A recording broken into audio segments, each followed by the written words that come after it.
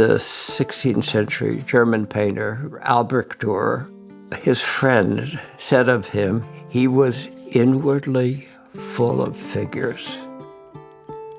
And that's what I've always aspired to through drawing and observation, to be inwardly full of figures so that they were there to be realized visually in painting and drawing.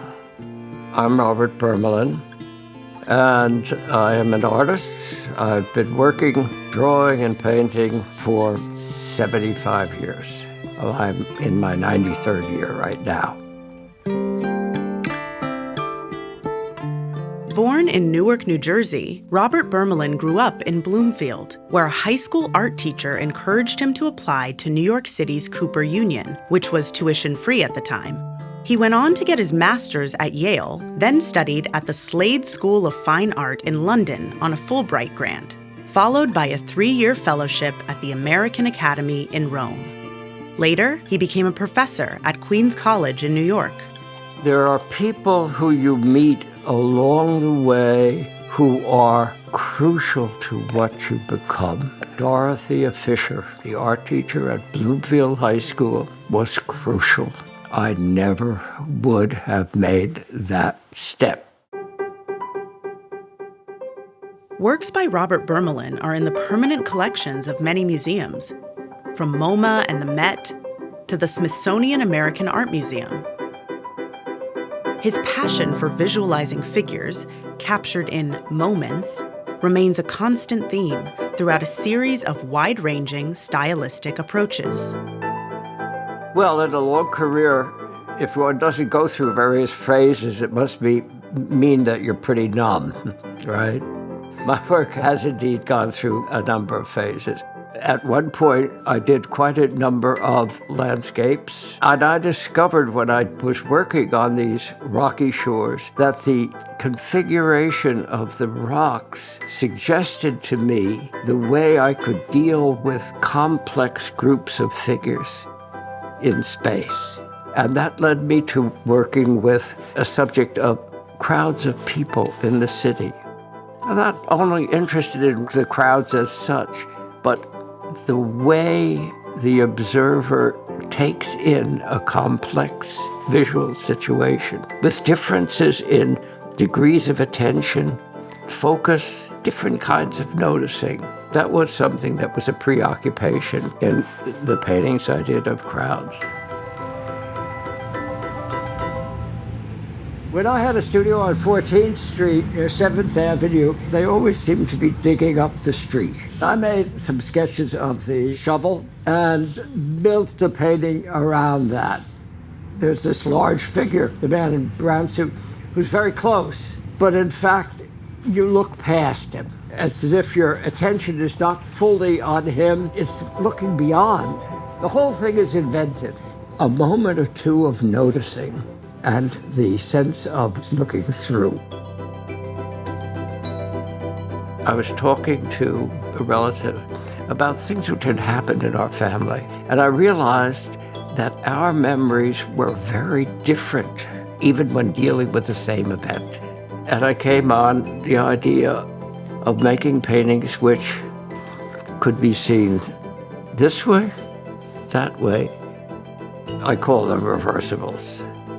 Part of the painting which was oriented in a normal way, another part of the painting which was not. They were irreconcilable, just the way that memory between myself and my family member was an irreconcilable memory. For a commissioned project at the New Jersey State House, Robert visited and quickly sketched figures all around him, resulting in the large 3-panel mural called Session Day. I found it incredibly exciting to do.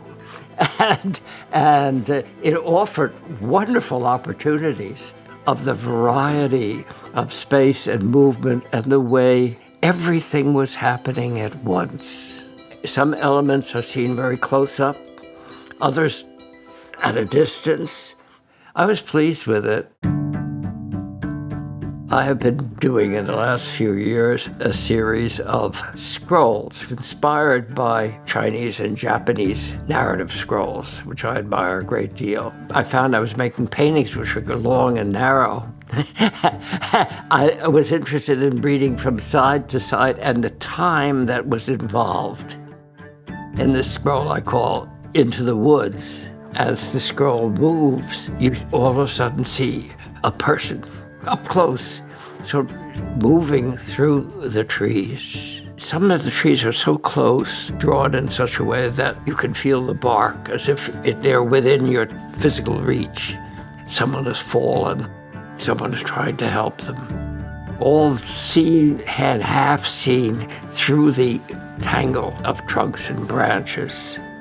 As it unrolls, there is a sense of surprise. There's a dog. He seems to be chasing, and another dog. And then there's a very large hand out of scale with the figures and a combat boot. It is a kind of flexible narrative because you can move both ways in noticing what was happening in the work. I set up a studio here in my house, which fortunately has very nice light. It's an old house with good windows. Over the last 10 years, my vision has been slowly deteriorating due to macular degeneration. And that's been this struggle I've had in the last few years, which is increasing. I can no longer really deal with detail. And I've had to find alternate ways of working. I use larger sheets of paper and try to work for a broad effect, which sometimes can be different, maybe even better than when you're working with all the small details. I do it every day. I have to do it. It's just in me. Right?